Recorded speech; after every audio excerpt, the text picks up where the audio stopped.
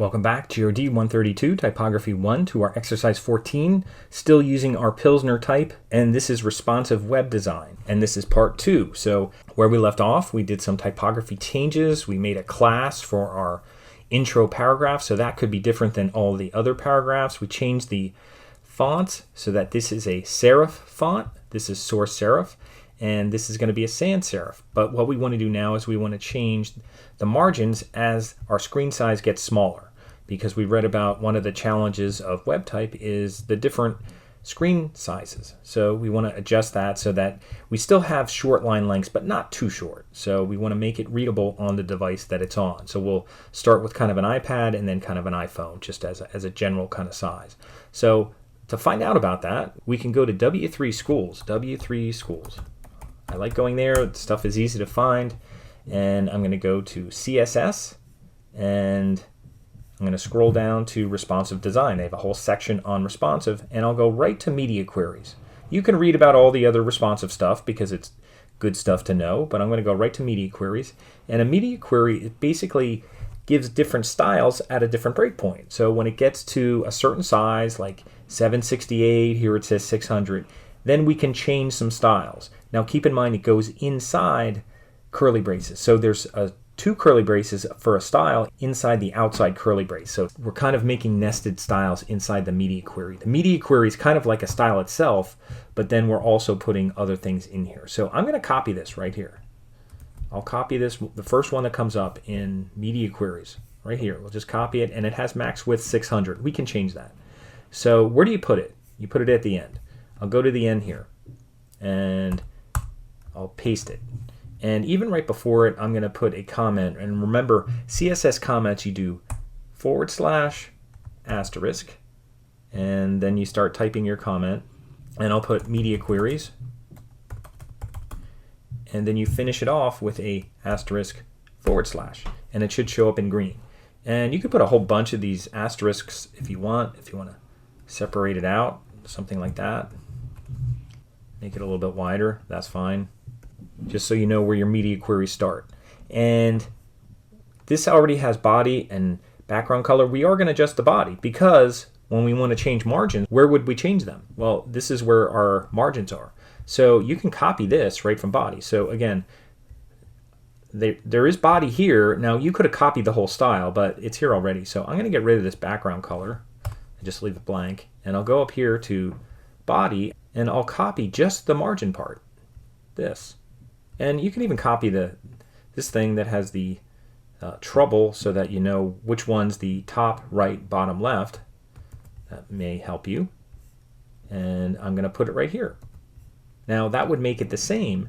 Now we're going to change our width, meaning the breakpoint. So we're going to change it again. Let's go to here.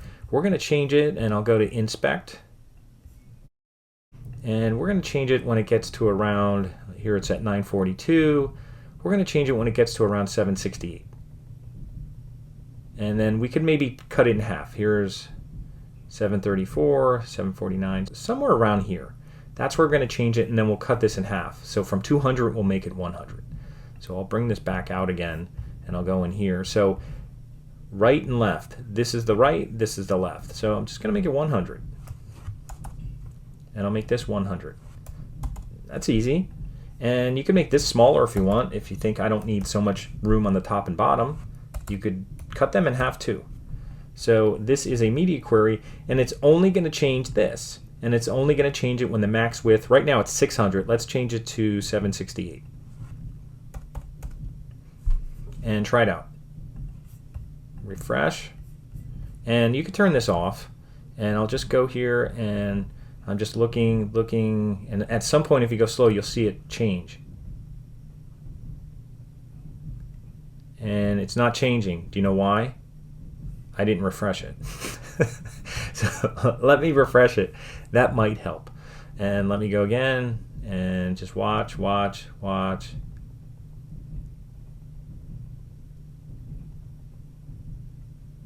And it's not changing. Why isn't it changing? Well, let me go here.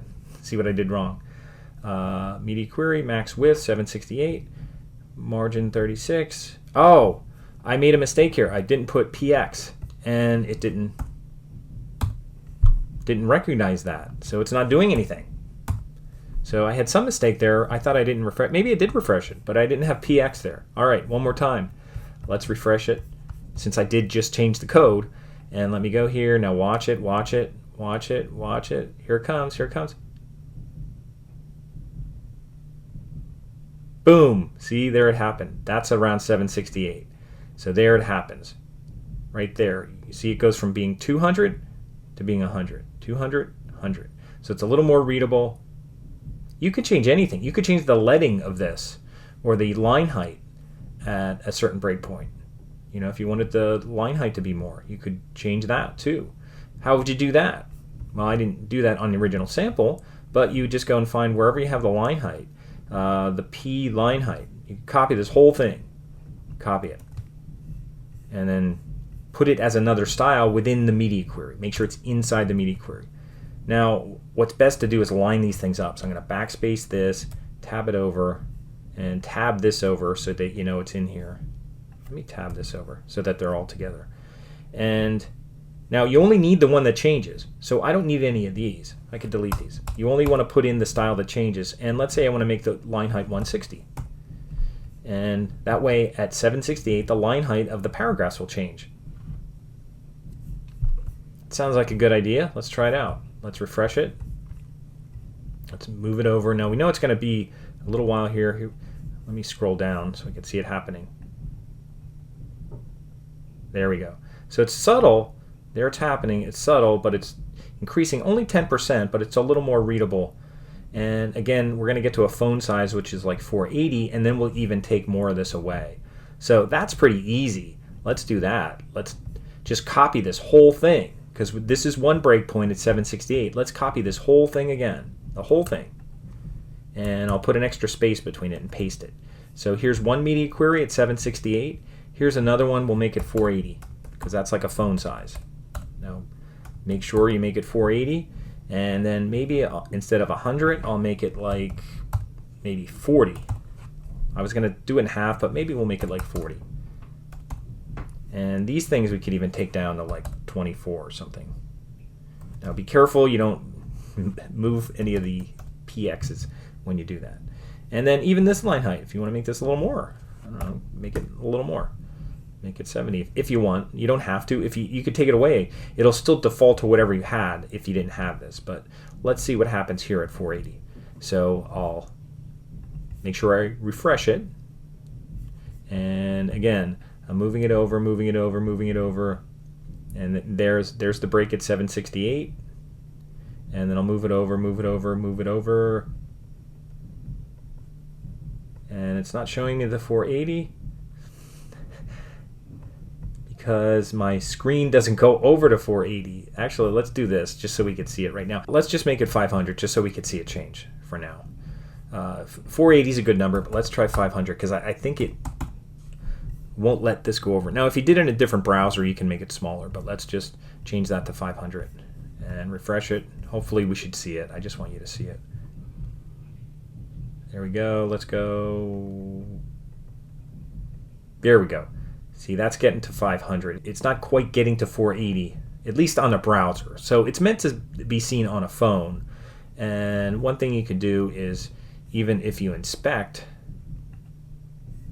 they have this little phone thing here that you could use this, and you could kind of use the iPhone and kind of check this out a little and see what it looks like at that certain size. So this is another way to kind of see it. We could even have less on here, but that's pretty good idea of what's happening here. Another last thing I'll do here is, I think at some point I'll turn this off, and I'll turn this off. I think at some point Pilsner was breaking weird. Like, I don't like this. I don't like, even if you may never have it at this width, I don't like that it has history of and then Pilsner and then beer. I hate having one word like that. That's a typography thing. You don't want to have one word on a line like that. So what could you do? Well, you could put a non-breaking space in between here so this never breaks. So then if the line breaks, it puts Pilsner beer together. And all you have to do is just look up non-breaking space. I think it's ampersand NBSP, but just look up HTML non-breaking space. You'll find it. It might even come up in W3 Schools, and that's actually the first search. And here it is. HTML entity. It's called an entity. That was a special character. Here it is, non-breaking space, and basically it won't break that space. So here it is. You can copy this. Copy that, and it's the semicolon too. So it's ampersand NBSP. You can copy that, the whole thing. Copy that. I think they probably have code down here. Here's all different ones you can use. You can copy this code too. That's a little easier. Entity name, non-breaking space. And whenever you need any special characters, these are called HTML entities, and they are in W3 schools. So if you're looking for special characters and you can't find them, they call them HTML entities. For quotes or anything you may need, any special characters, let's just do the non-breaking space. I'll copy that, Control C or Command C. And now where am I going to put that?